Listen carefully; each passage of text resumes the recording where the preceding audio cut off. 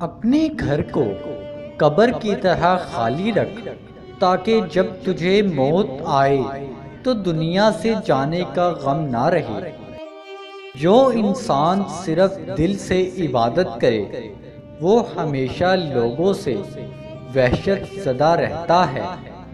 نفسانی خواہشات کو ہمیشہ اپنا دشمن تصور کرو اور اس سے بچتے رہو۔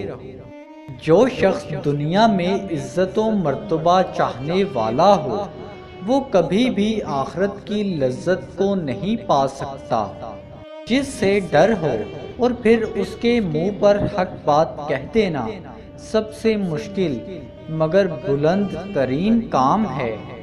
اللہ نے انسان کو صبر سے زیادہ عظیم شے کوئی عطا نہیں فرمائی۔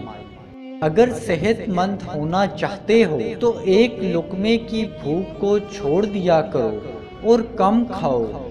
برے انسانوں کی صحبت اچھے لوگوں سے بدگمانی پیدا کر دیتی ہے۔ اگر نیک لوگوں میں رہو گے تو برے لوگوں کے بارے اچھا گمان پیدا ہوگا۔ مجھے علماء کی نصیحت سے زیادہ عزیز لوگوں کے سامنے خدا کا ذکر کرنا ہے۔ اگر آپ اس جہاں میں عزت چاہتے ہیں تو صرف 3 کام کریں۔ اول، کسی کو کبھی برا مت کہو۔ دوم، کسی سے حاجت طلب مت کرو۔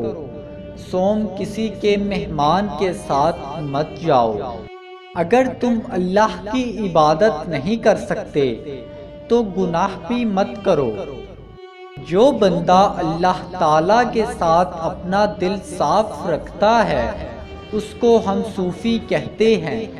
دل سے نکلنے والی آواز کا نام یقین ہے اور جو یقین والے ہیں وہی اہل معرفت تک پہنچ پاتے ہیں۔